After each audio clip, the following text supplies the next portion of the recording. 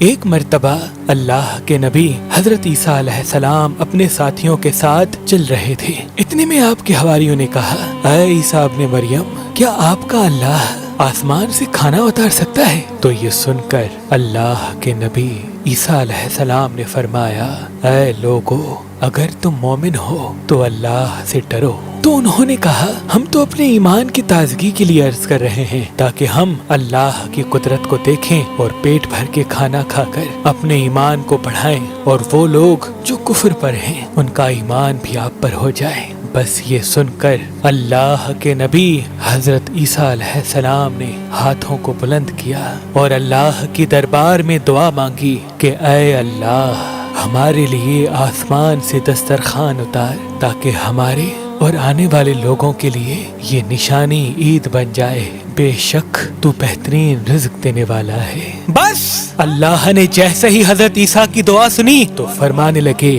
اے عیسیٰ، تمہارے پروردگار نے تمہاری دعا قبول کر دی، لیکن اس دسترخوان کے اترنے کے بعد اگر ان لوگوں نے خیانت کی تو ان پر وہ عذاب نازل ہوگا جو آنے والی نسلوں کے لیے مثال بن جائے گا۔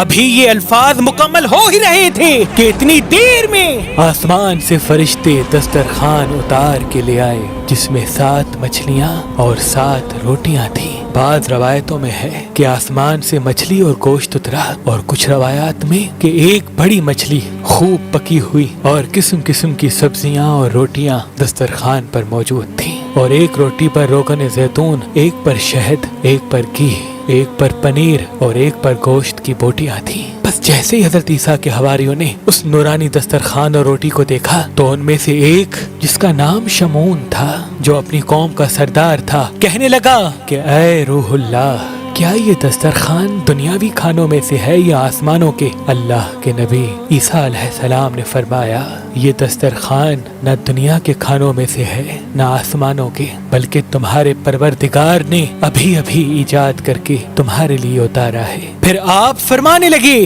خوب پیٹ بھر کے کھاؤ اور اس میں خیانت نہ کرنا اور نہ ہی کل کے لیے ذخیرہ کرنا، ورنہ اللہ کا عذاب تم پر آ پہنچے گا۔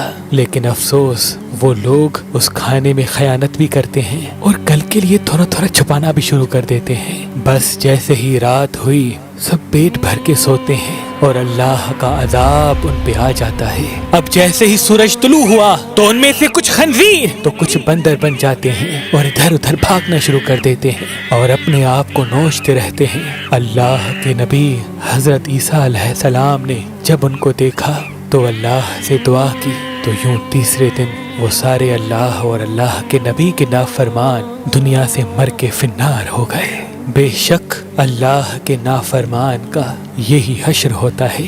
اللہ پاک نے اس واقعے کو اپنے کتاب قرآن کی سورہ مائدہ میں محفوظ کر دیا، تبھی اس سورہ کو مائدہ یعنی دسترخوان کہتے ہیں۔